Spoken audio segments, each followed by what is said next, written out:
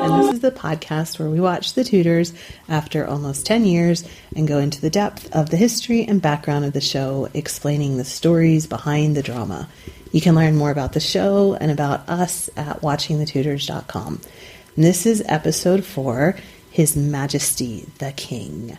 A quick reminder that if you like the show, please give us a rating on iTunes. It's like the number one way you can help a show succeed, and it helps other people find the show as well.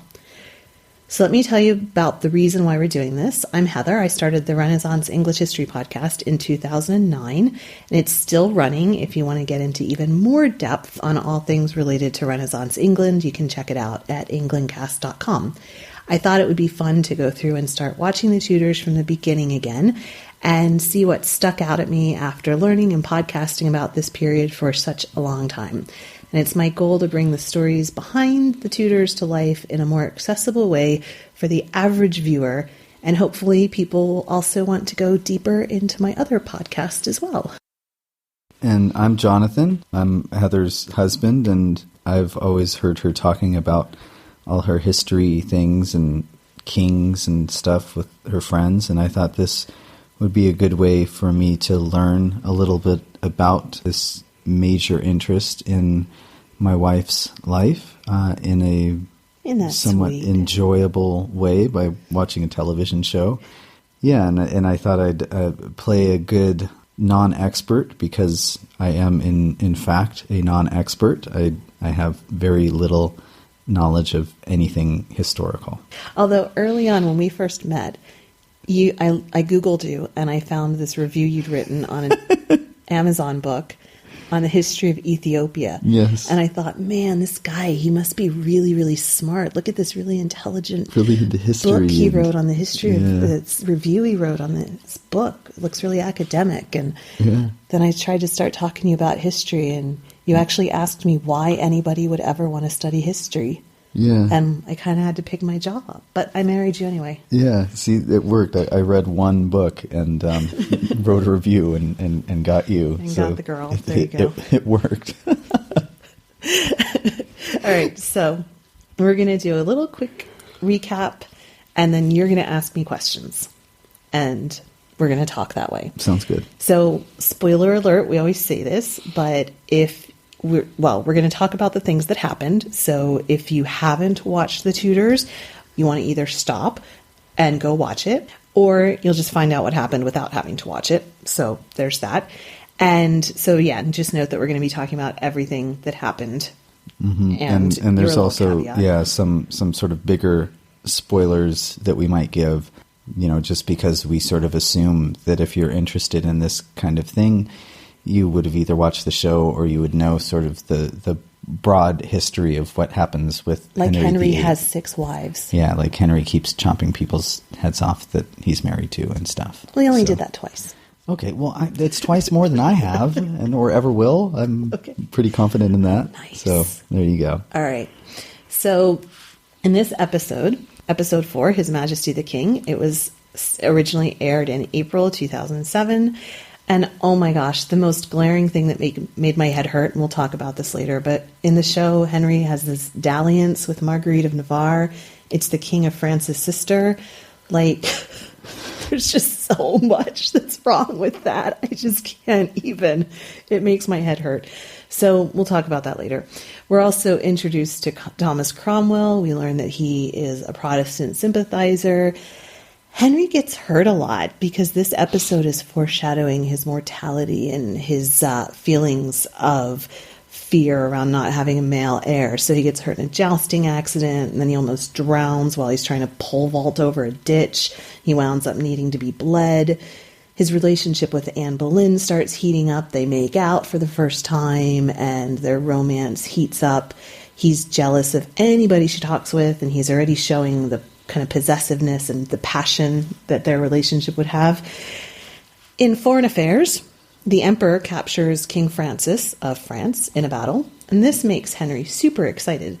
And the fake Princess Margaret, who was really Mary, she makes it to Portugal, and of course in real life that was France. Again, so in the show, Princess Margaret makes it to Portugal, And on the way on the boat, she has sex with Charles Brandon. So that's fun.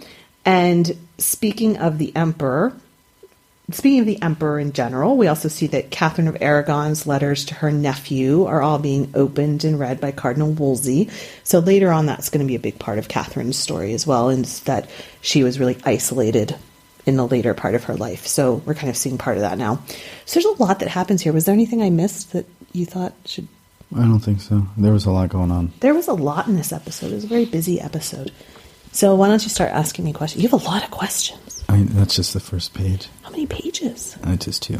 Okay. All right. So the whole thing starts off with like some sort of party. Is this like the heading off party kind of thing? Like... Yeah. You would have a ceremony like that. Okay. When Margaret's going to Portugal. And like all those people were like the people going to be sent with her. Yeah. And in real life, that would be kind of part of the marriage negotiations of who all she would get to keep from her own country and, who all would stay there. And that would be kind of part of what they talked about. Like her entourage that she gets to bring from back home. Exactly. And speak her own language and things like that. Yeah. And because we have a preview of what's coming. Spoiler alert. This person who is Margaret, it gets so confusing. So Margaret apparently is going to marry Charles Brandon. Is that his name? In the future, yeah. Yeah, and so it was sort of foreshadowing how they had Margaret, and she was standing next to Charles. And but just to recap, so that you said something about it before, right now, but like last episode we talked. So Henry did have a sister, Margaret. Right. But the sort of storyline that they're going with here is more about he also had a sister, Mary. Yes. And Mary was married off to the King of France. Yes. Who was an old man. Yes, he was 35 years older than her, so. And so that's sort of what this storyline is going on. And that all happened before. Sorry. Hang on. And Mary, who was married off to the old French king, really did end up marrying Charles Brandon. Yes. In like real life. In real life, yes. So this storyline sort of happened. Yes. Except with a different country, a different sister. And like 10 years before. And like a totally different time. But, yes. Okay, but whatever. And the Princess Margaret. Small details. The Princess Margaret married into Scotland. But just probably not to that big of an age gap, and it wasn't. Right, but she actually is ultimately more important because the Stuart kings come from her line. I just don't understand. I mean, this is a story to ask the writers of, but like, why not just say it was Mary? Like, why change it to Margaret? Yeah, because we haven't even seen Mary. Yeah, we haven't not like seen she's the doing Scottish something one. Else. Margaret. Well, yeah, we haven't. The other one. No, if they would have named her, Okay, we're just going to confuse everyone now. Yeah. Okay, all right. So that's that. They had the sending off party, and yes, for Margaret, and that's good. Yes. So next, Henry got like the letter that Thomas More was reading or something from the Pope, who had given Henry the title Defender of the Faith. Yes. I think we mentioned this last episode, but this is like a real thing. Like the Pope named Henry the Defender of the Faith, and that was like, did that mean it was just sort of a nice thing to do? I mean, it didn't mean anything per se. It was just a nice title. It was just a nice title to give him. And then also Martin Luther, like, did he really like talk smack about Henry for saying all that? Yeah, so Henry was awarded that title in 1521, October 1521, and then in 1522, Luther wrote a tract called Against Henry, King of the English, and he talked smack about Henry, and then Thomas More responded to that. I see. Yes. So he didn't, beat around the bush, just sort of alluding to certain people. He said this is a letter to the King of England. Yeah, and you can actually you can look at it. It's on Google Books, and it's in German. What is that? Latin, German? I guess that's Latin, and it's specifically about. So if you speak Latin, right, and if you can read this font. Yeah, so you can actually read That's wild. his response. Yeah. Yeah. Yeah. I mean, I guess Martin Luther seemed to kind of have some guts.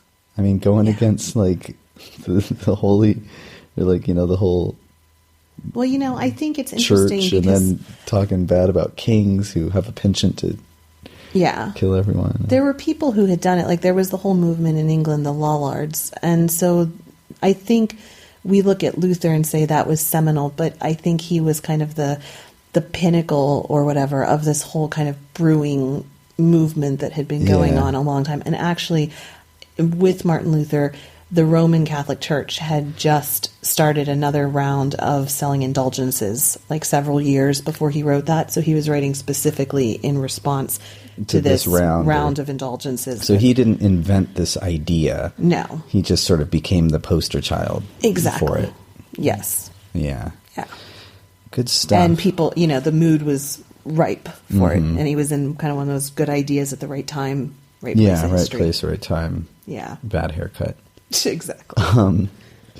Okay, next, they're on the ship, and they're getting ready to sail off. Yes. The Margaret. the princess. Yeah. And Brandon. We'll just call her Margaret for now. I'm just going to let it go. Yeah, we're going to go with what she is in this story.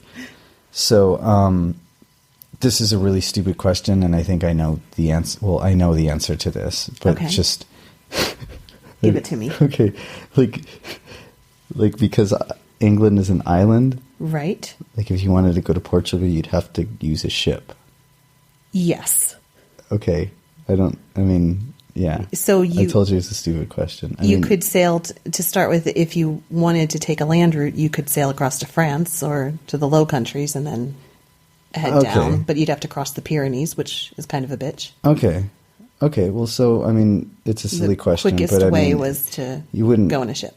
Yeah, I see. Because, any kind of travel wasn't very, especially with all those people. If you're sending, like, 2 people, you could just kind of send them on a small ship and then, like, put them on a horse or something. I don't know. Bring me a horse. All right. Well, I told you. So the next question... Is this another one involving boats? No, okay. Ships. See, all right. Yeah, there's a distinction there. Okay. It's about the church scene. The little, like, they had kind of like private mass for the king and the queen and the chapel. Sure. And Wolsey was like what was that? Did they have private mass kind of thing? Yeah, there was like Henry VIII had built up the Chapel Royal, and you would have, one thing at this time, this is why this goes into the tangent on choral music that I could talk about for a long time, but one of the reasons why choral music in England is so unique is that it was the practice for people to found these sorts of colleges and chapels where they would have a choir that would sing masses for the soul of whoever it was. So like if you were a high-ranking nobleman, you would found a chapel or a college and have people sing masses for your soul after you died. So yeah, the king wouldn't go to church with the average people. So he would have his own private chapel royal, and even noble people often had their own, and there were still private or public churches, especially if you were around colleges and things that you would probably be able to get into, but in general, fancy people didn't go to church with non-fancy people. Okay. Especially the king. Interesting. Private church, that seems odd to me, but whatever. Lots of this stuff seems odd. And then they brought in, so the next scene, like a girl, they were announced Anne Clippert or whatever, and he got excited because he thought it was Anne Boleyn, but it was... So, but she was delivering a letter from Anne Boleyn. Right. And Anne Boleyn sent back the jewels and said, like, oh, these aren't good, I'm not good enough for these. I'm going to return to my home. Like, was she, like, did that happen? Like, yeah. At least as far as her leaving court and going back home and... Yeah, and she returned jewels. She did that kind of thing. And so she was just really, like, playing hard to get, like... So, yeah, there is a theory that some historians have that Anne actually did sleep with him early on, and then she only withdrew once she saw that it was going to be potentially possible that she would become a queen. once it seemed that Henry was really going to try to get a divorce and there was the possibility of having a legitimate male heir, that she pulled back, and they both kind of cut it out so that any heir so that it didn't seem so like deliberate or and something. Also so that any child they had would be legitimate, because they also didn't know how long it would take. We know in hindsight it took almost a decade, or the better part of a decade, for them to finally get married. But at the time they thought it might be 6 months or a year or something like that. But definitely that's a big part of Anne and Henry's relationship, is that she played hard to get and stoked his passions and then didn't actually give in. Although again, people have varying ideas of how much she gave in, especially because she was raised in France, whereas we saw in episode 2 they were much more liberal with oral sex than in England. It was kind of something that French women did. And so, there was probably a lot of that going on. But in terms of actually sleeping together where you would get a male or where you would get pregnant, they didn't do that. And she played hard to get. And it's the whole storyline of them. Okay. Yeah. And so, he received a letter from Anne. Yes. And would she have actually written that? Mm-hmm. So she knew how to write, royal, not royalty, but higher class people back then knew how to write. Yeah, yeah. I guess it was just sort of the common folk wouldn't. Right. Yeah. Necessarily know how to especially write. Having been a lady in waiting, she would have spoken French. She would have spoken probably Latin. She would have spoken a lot of different languages, and was very well versed in. She was raised. Part of her time, she was raised in a court where, actually, Margaret of Austria. She was at her court for a while, and Margaret of Austria was really influenced by an early feminist called Christina de Pizan, and so Anne Boleyn probably would have been reading these. And there's even once she became queen, she was bringing in English Bibles, and she was very much part of literacy, and she knew how to do that. And women in general, upper class women at this time would have, especially because if you were a noblewoman's or a nobleman's wife, there was always going to be the chance that you were going to have to take over for him if he went to war or when he was at court. So you had to know how to do simple accounting and, and take care of things like that. Okay.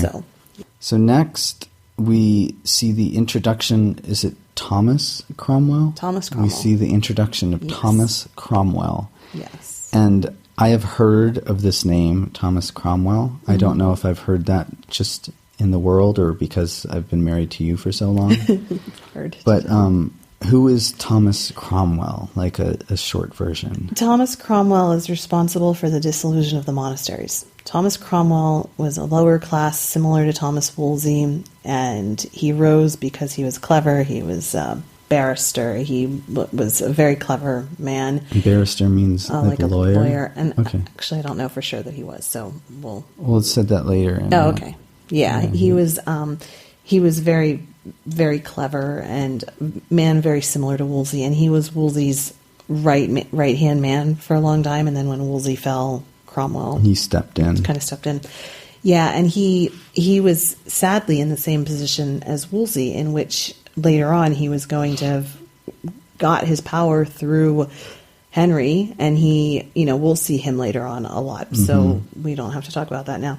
But he was most famous for, after Henry broke from Rome, he went and systematically went through to every monastery in the country and dissolved them and took the riches for Henry. And so he made Henry very, very rich. He took all of that church land and the money, and he also he was a Protestant, and we see that in the show, and he was very critical of, at this time churches they would say that they had a vial of Jesus's blood, or there was one place that said they had Mary's breast milk and all this, and they would charge people to go look at that or kiss it or whatever, and people would do this, and they thought it was going to work miracles. And Cromwell was very much against that. He hated seeing that.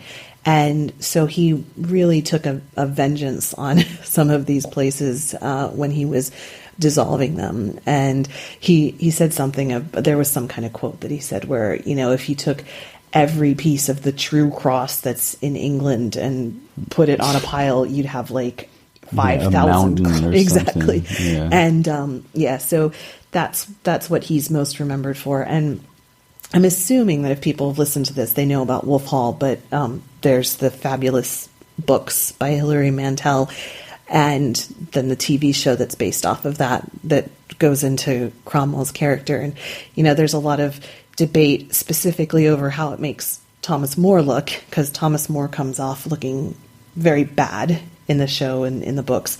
But, it's an interesting portrayal of Cromwell for people who want to kind of dig into his psyche in a historical fiction sort of way. It's called Wolf Hall. Wolf Hall. And it won the Man Booker Prize. And then... This is all just over my head, this last bit. When I read Wolf Hall, I'd had it on my Kindle for a long time. And I'm always going to associate it with when we first had Hannah. It was the book that I started reading in midnight feedings. And it's funny because it's like such a blur to me, because it's like I read it in the middle of the night at like 3 o'clock in the morning in little snippets of 15 minutes here and there. And it's a wonderful piece of fiction if you take it not as gospel about Thomas Cromwell. But it's done a lot to raise his profile. People have become very interested. Mostly when people hear Cromwell, they think of Oliver Cromwell, who is 100 years later the protectorate during the English Civil War. Okay, see, that's... Yeah, I think that's that the must name have been I know. who you... Yeah. I think I know Oliver Cromwell. Okay, sorry. So we can... Yeah, so Thomas Cromwell is 100 years before then. And then I guess just because it begins with a C, and like I get those confused with Winston Churchill. I mean, this is my historical knowledge. Yeah, so Winston Churchill's like World War II, my friend. Is that like a different time? You gotta stop. Okay, I'll just stop. You gotta stop. All right. You gotta stop. Go on to your next question. I can't handle it. So, next, I don't remember what scene this was, but they were... Oh, it was when Wolsey was just in there, oh, do you want this? And he says yes. And do you want this? Yes, whatever. So Wolsey kind of controlled Parliament too. He just kind of had his hands in everything. Yeah, we talked about that in the first episode, that just Henry, especially when he was very young. See, I think this kind of compresses time a little bit too. But when Henry was very young and, 19, 20 years old as a kid, he didn't want to deal with this kind of stuff. And he was just like, all right, whatever, hand it to Wolsey. And, by this point now, 15 years later, he's become a huge, person. Yeah, had a lot of influence. Yeah. Yeah. I really knew how to pull everyone's strings. Interesting. And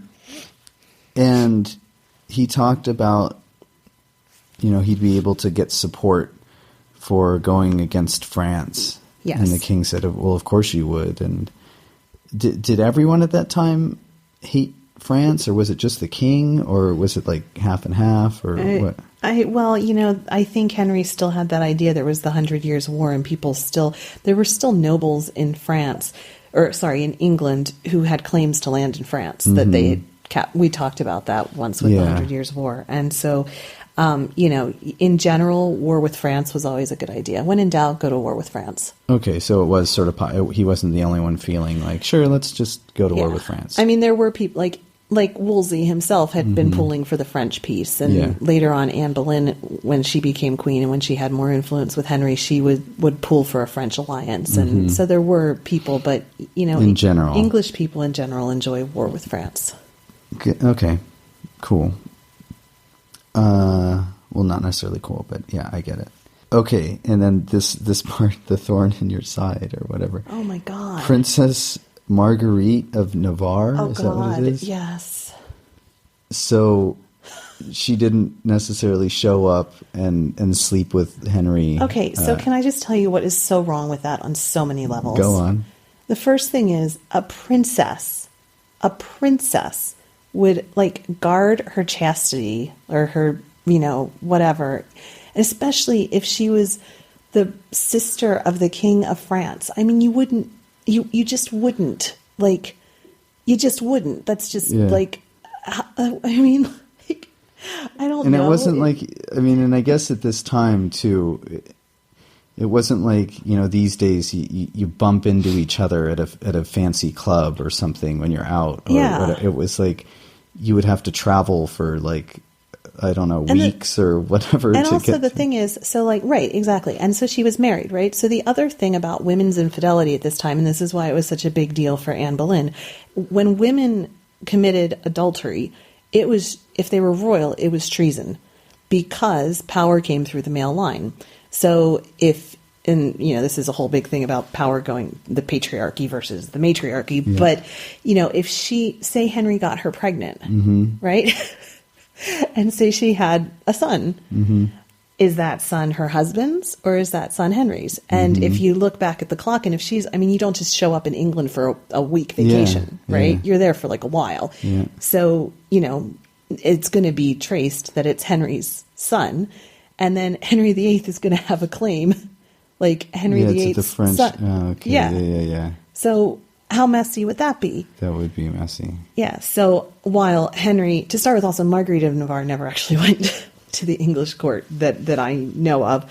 And she was also a humanist. And also at the same time that later on they allude to Charles having captured Francis, the King of France. Marguerite was his sister. And when he was captured, she was actually going back and forth to Spain to negotiate his release. Yeah. So she was a very powerful woman.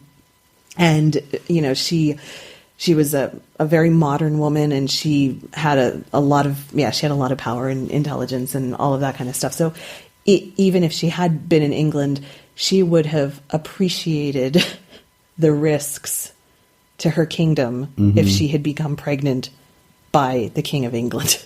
So it's all just pretty silly, this part. Yeah. Okay. Oh, yeah. It's just, I don't even know what they're doing with that. All right. Yeah. And I feel like I'm noticing a pattern. Yes. Just with the show, or like there was there wasn't much skin in this episode. So maybe it's like every odd episode has skin. I don't know. Yeah, every other one. Yeah. So interesting. There was just fun sound effects from outside the doors. All right. Leonardo da Vinci was a guest of Marguerite of Navarre. That's how much of a humanist and like supporter of the arts. She doesn't sound like the kind of person who'd just go sleeping around with other kings for fun. No, and like I'm kind of offended on Marguerite of Navarre's behalf. On her behalf, you're offended that they would include her in this that they would portray her in this. I mean, she was like an amazing woman. She wrote and she was. It's like having Mother Teresa show up and okay. I mean, she wasn't quite that good, but whatever. It just. All right.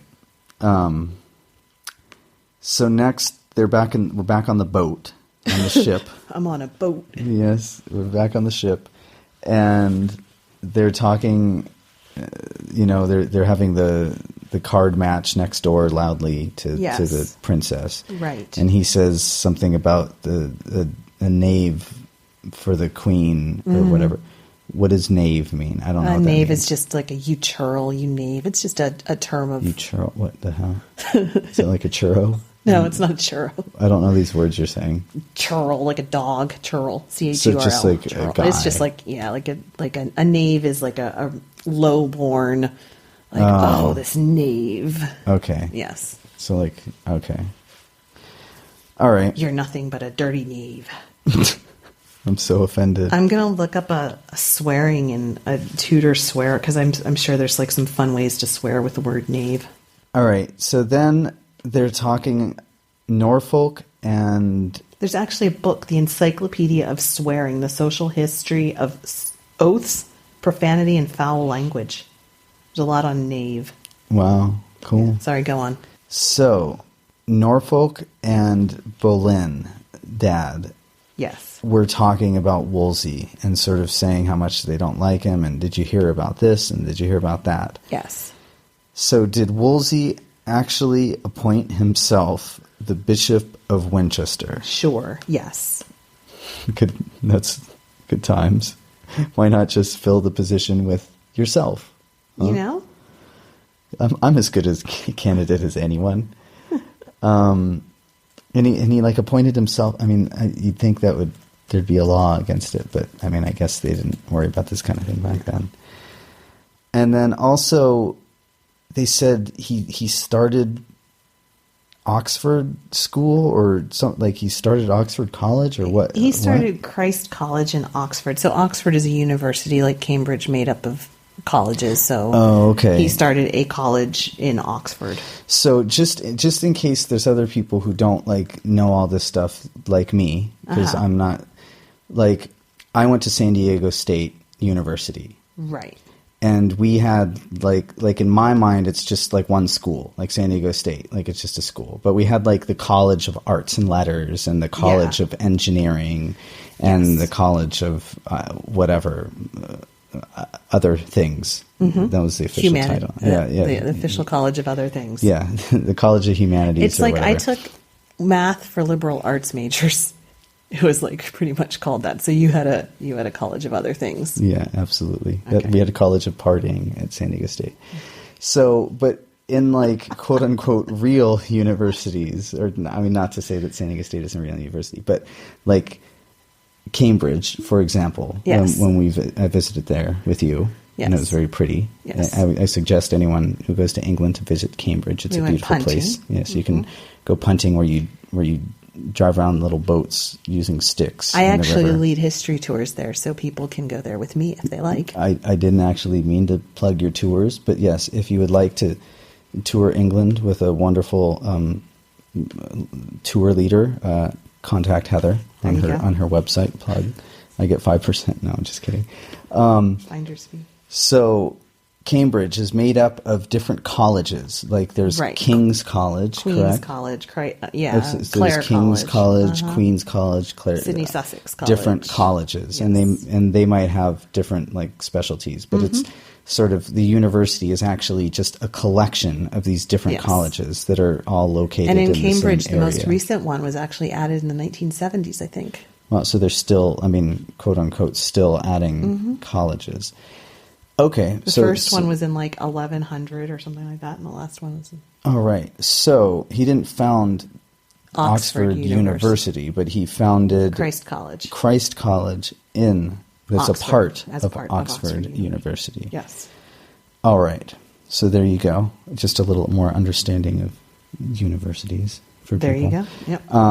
And he also had a personal foundation that he was sending money to. Yeah, he sent money all kinds of stuff. I mean, it just sounds so like these days. Like it's funny how people think, there's like new stuff. Like, I mean, things aren't new. Like, they talk about like politicians now having like, super PACs where they get money like diverted towards them or whatever. And like Wolsey was doing this stuff. I mean, kind of like having his own personal foundation where he got money. And yeah. So we don't need to get into modern day politics, but just funny to think that this has been going on for a long time. Yes. And he was taking money away from the privy purse. Yes. What is a privy purse? Sounds really funny to me. What is a privy It's just purse? like petty cash, the money at hand for the king. Okay, so like the royal... Yes. The royal coin bag. Yes. Or whatever. Exactly. And he was sort of pilfering? Yes. Money? Yes. I don't know what that word means, but I used it correctly. And then I don't remember what scene this is in, but did Henry really love Thomas More? Someone was saying, he really loved... Yeah, that's right. Yeah, he did. So he really relied on him or... Oh, he loved him. And that's why when he killed him, it was just such a crazy... And he killed him. Yeah. Jesus, these people. Yeah, no, they were... And, Thomas More knew Henry when he was a child. So Thomas More actually took Erasmus to see... There's a story of Thomas More taking Erasmus to see Henry when Henry was like 10, when Arthur was still alive, I think, when he was... anyway, he was very, very young, and Erasmus and Thomas More both talked about the precocious Prince Henry and blah, blah, blah, blah, blah. So Henry knew Thomas More all of his life. What a jerk. Yeah. It's like, I love you so much. You're like a huge part of my life. I'm going to like... Chop your head off. Yeah. Dude. Yep. Yeah. Why are these people... All right. And then there was the poet guy, Wyatt, and he asked if he liked Anne. And we talked a little bit about, we don't know that they were necessarily involved, but he was an actual poet at the time. Yeah. And he likely, I think we said last time, the short answer is he likely loved her more than she. Yeah. And do you know what's his full name? Thomas Wyatt. Of course it's Thomas. Right. Everyone's named Thomas. And on to the next Thomas. Thomas Tallis was in the next scene, and he had the girls come up, and I'm not saying that happened, but like, do you have any speculation as to whether he would have sort of had rock star status from being like? I really wouldn't think so. I mean, I wouldn't think so either, but I mean, it just seems like everyone wants to sleep with everyone in this show. Yeah. So. And the one thing is that, choristers, choir people, and composers were fought after because there was this competition like between Henry and Wolsey and stuff like that to have the best choir and to have like choristers that could sing the hardest music and blah, blah, blah, blah, blah. But I don't know that your average chick at court would go after Thomas Tallis. I don't even know that Thomas Tallis would be there at a part. I mean, I don't know that he would have had that kind of status to be there. Like that he would be at home writing songs. Or I mean, I suppose he would have been able to. I think he would have been more involved in like the musical production that was going on because they had dancing. It's like I think if he was going to be there, it would have been at the bar. Yeah, he would have been there in a professional. Okay. manner. So then the man comes in breathless with his message for the king about the emperor's victory at Pavia. Pavia, yeah. Pavia? Where? It's Italy. Pavia is in Italy. Yeah. Okay. Well, and that happened. That was a thing. Yes. Yeah, it was a war that France had in Italy. It was called the 4 Years' War. And the army was like it was what they were said. in northern. They kind of got destroyed, and they really captured. They captured the French king, and Marguerite of Navarre went to negotiate his release and his captivity and everything like that. And so I was wondering, like, was France? So just a little bit about this war or whatever in Italy, like who was fighting who? I guess because like the emperor is Spanish, but was he fighting on behalf of? Like, I'm just confused. Was he fighting on behalf of Spain or on behalf of the Roman Empire? And who was he fighting like against? It's basically they were trying to. Or is this just like a whole hour-long podcast on its own? Yeah, no, it's a whole thing. But they were trying to establish who was going to be the ruler of the Italian states. Italy wasn't a country the way England was. The way we think about it now. It was the Italian states, and it was going to be who was going to have the most influence in the Italian states. And France did have some land in the northern parts of Italy, and that was like land that they had by the Alps and stuff like that. But the Habsburgs, which was the emperor's family, also, that's close to their land as well. So there was they were just both sort of trying to get their feet in the door of Italy or whatever you want to call it. And it's the Italian states. So. I'm like, I can't speak to the Italian wars, but but that's a whole big. Yes. All right. Yes. Well, you answered my question, so that's cool. So it's really not a question. It's just like my own commentary, opinion. Okay. That like joust scene with Henry getting hit in the face was really weird. And I guess I was just setting up like his like vulnerability. Like I just thought that was really weird. Like I didn't understand. Like it seemed like really contrived. Like he didn't put down his mask and then he like hits the other guy in the face and no question. That was just kind of odd. Yeah. So there you go. Yeah. So the secretary was the Cromwell was made the secretary by Wolsey, and the king said, "Okay, that's great. I don't care." Who's the secretary? Like, what did he? He was just like another person. Yeah, he was around. Like, okay, and Sir Anthony Nivert, is he a real person? He was actually based on a friend of Henry's that he died in 1512, and he was one of these kind of young guys that Henry would hang out with when he was first there, like this group of these young guys, and he participated in jousts and pageants and stuff like that.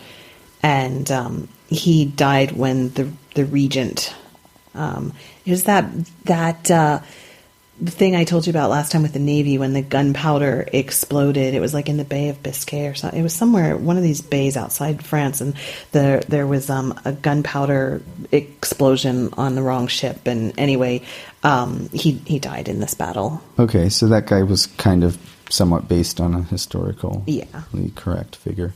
And then Sir William Compton was the other guy who carried the tree. Yes. He's a real person as well. Yeah, he was later buddy as well. So he was born around the same time as Knivet, so he was about the same age, and he died in 1528. And so he was another friend of Henry's that was a prominent guy at court. Okay. Yeah. All right. So then there was the shot of the people in the Protestants. Yes. And Cromwell was there. He was. So this is just like, this is kind of blowing my mind, because like he's like Wolsey's man. Yes. But he's a Protestant.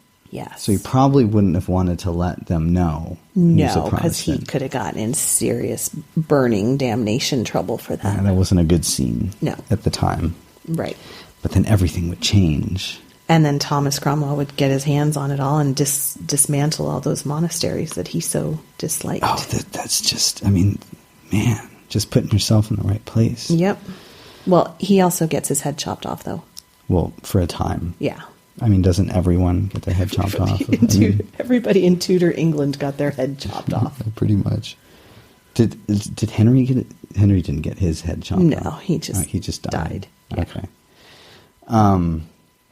So then Anne Boleyn comes back to court, and that like happened, I guess, because she ended up. She would go back and forth. Hever Castle is in Kent. It was close. She could. Okay, so she wasn't going off to like France or something. No. She was just traveling down the road. Well, more than down the road. All right, and then we went to Portugal. Mm-hmm. Just really, like, there was really. I mean, I guess we talked about this earlier. Yeah. So there really was a young princess married to like really old man. She was like 19 or 20 and he was like 53, 54, 55, yeah. Which was really old for back then, huh? Yeah. Jeez, 19 and 53. That's like not cute. No. Poor girl. And then there was really love letters between Henry and Anne. I mean, you've alluded to this, but I mean, that was like a thing. And like he would write her letters and it just seems so like, I mean, it almost seems like made up. I mean, like, but wow. I mean, that's how we know so much about their relationship. And that's why they made like a show about it. Cause like other kings didn't write love letters to like young women who wrote it back and they had these long things. They just said, hey, you come here. And certainly not before this time. I mean, I think there were, there's stories of, there's other really great stories throughout English history that shows could be made about Eleanor of Aquitaine and, the Prince John and King Richard and the Crusades and that whole period. She was their mother. And, that could have been a story, but there just aren't the records.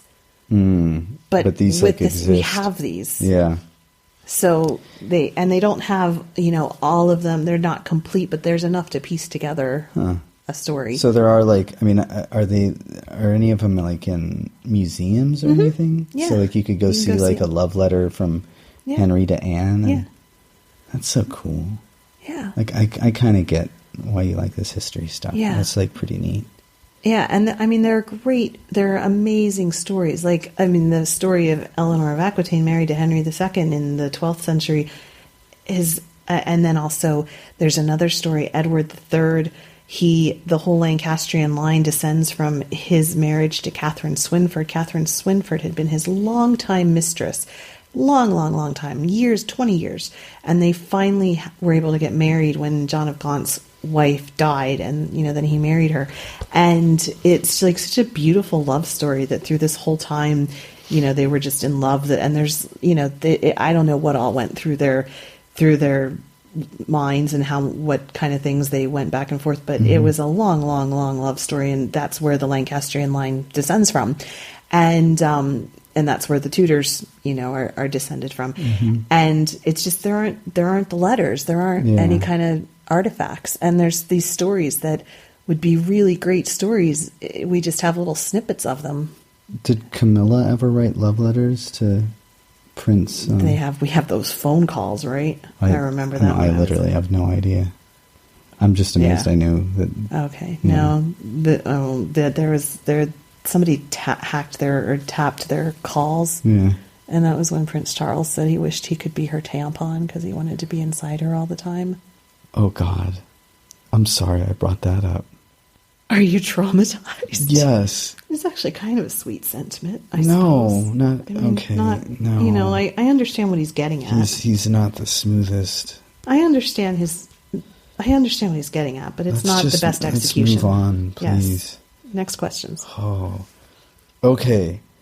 Ew. On to, just, that set the scene for the bed. What was that bed scene? In Portugal, what the hell? So that was when people would get married like that. What the hell is wrong with people? No, okay, so here's the thing. Let me tell you the thing. I know we do crazy stuff now, but what is that? Okay, well, no, I'll tell you what it is. Tell me. So it comes from, to start with, very, very early in the history of marriage, before marriage was a sacrament. So we're going up to the 10th, 11th, 12th century. You could be officially married by having a witness, or by saying that you were married, and then by consummating it. So if we met in a bar and you said, hey, I'm going to marry you, let's go hook up, and you did that, you were officially married. And then there were a lot of people getting pregnant and men saying, no, we weren't actually married, and blah, blah, blah. And so they turned it into a sacrament and had a ceremony and all that kind of stuff. And that's the very short history. But it turned into, especially when royalty got married, you needed to ensure that the marriage was being consecrated. That was part of the deal. So if you just did it in a back room with two people, the two people could just say, oh, no, that never happened, or right, whatever. And that is what the whole thing is with Catherine of Aragon, because she always, to her dying day, claimed that she was a virgin, even though she was married to Arthur, and they had the bedding ceremony and everything. She said he was sick, and she said he was never able to do anything. And, the next day he said that he'd been to Spain the night before and it was really nice. But, he was just married and he was a teenager, and that's what you're going to say. So who knows? But, it was a big part of the official marriage ceremony to say, okay, these two had the vows in public and now we're publicly putting them to bed.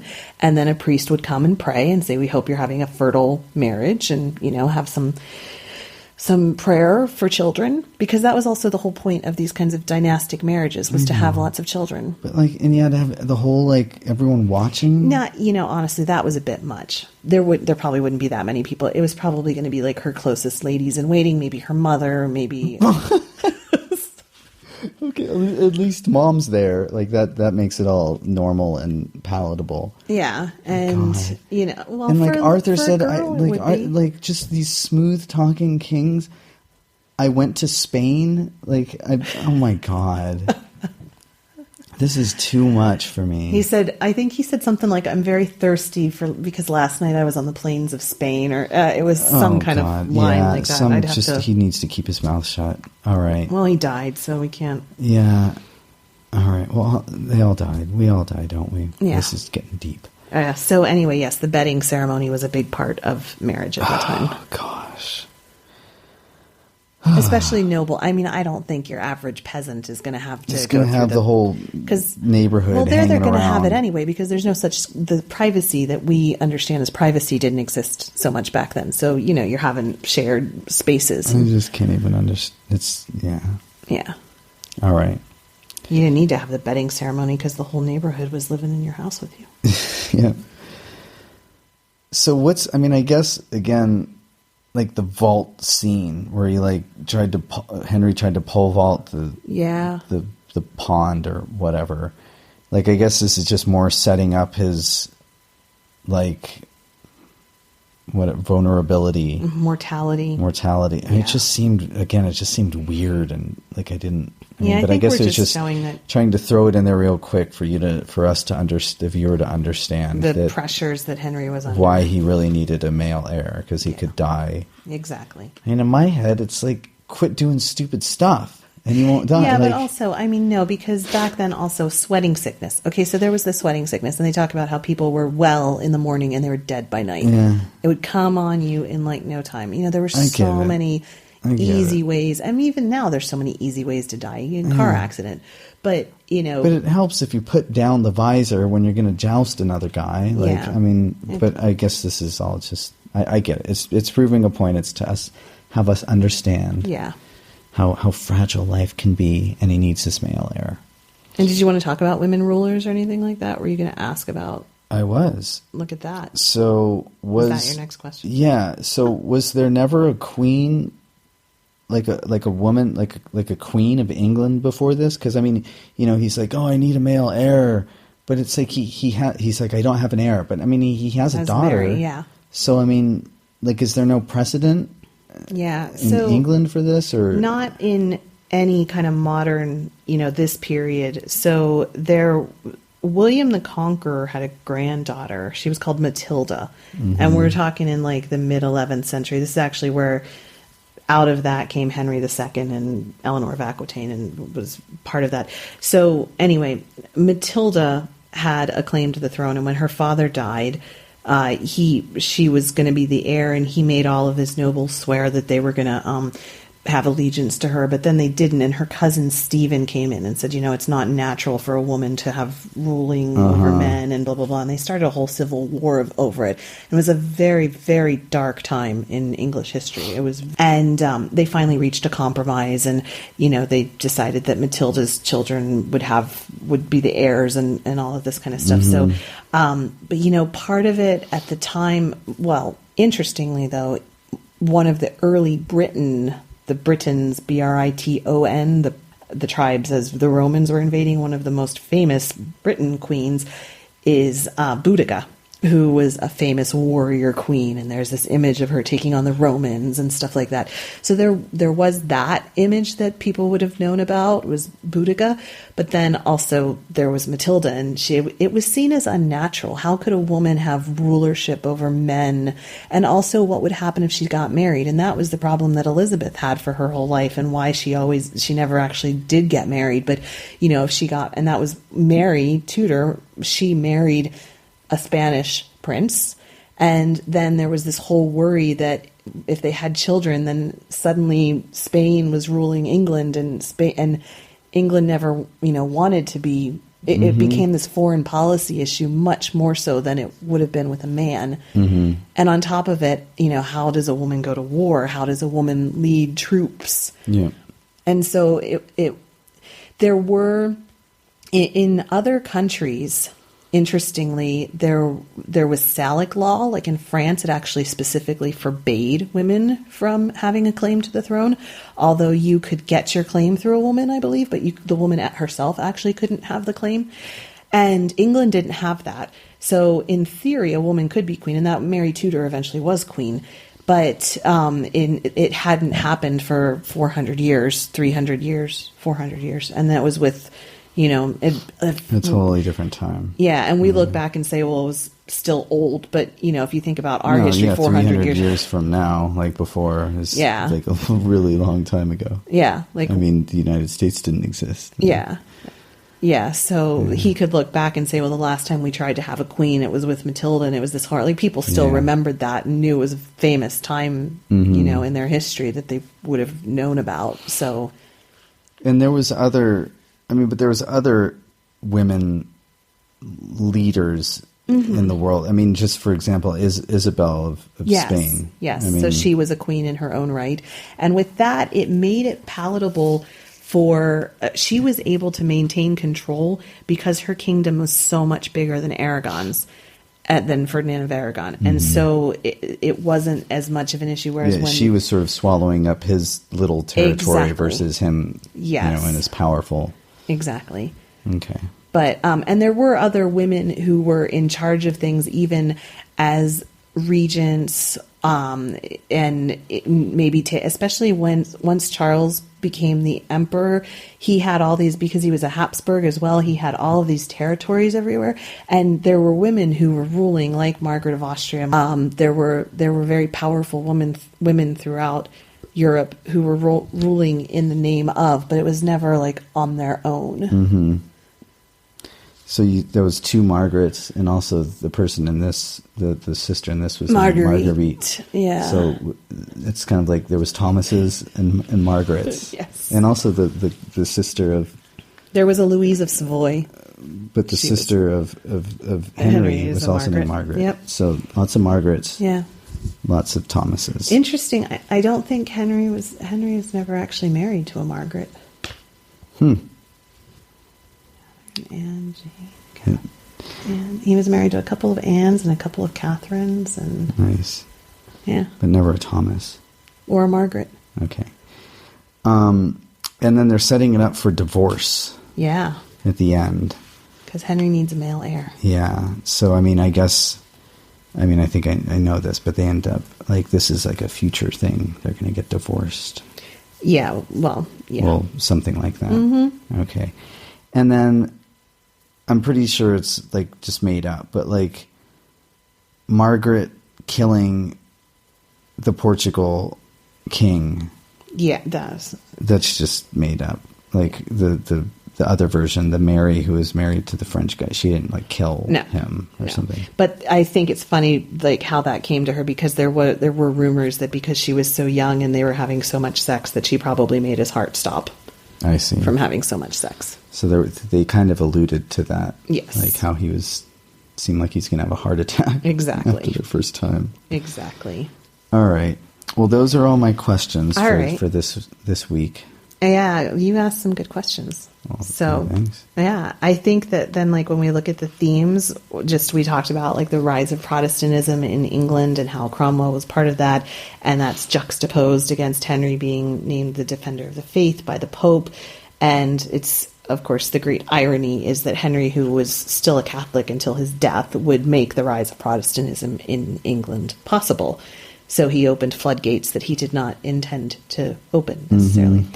And we see Henry demand the divorce from Wolsey, and so that's setting in place both his leaving Catherine and Wolsey's own fall, because Wolsey was unable to obtain said divorce. Mm-hmm. And then we see all the love letters with Henry and Anne and their relationship heating up, and Henry becoming frightened of his own mortality and needing to have a son. So, and also just on Wolsey's fall, like, we see the other people, that are still hovering. Not necessarily plotting, but, like, I mean, sort of plotting, like, we'll wait for the right time. And, exactly. Yeah. Yep.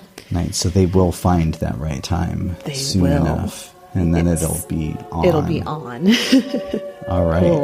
Well, thanks again for listening to the show. We hope you like it. You can learn more about us at watchingthetudors.com.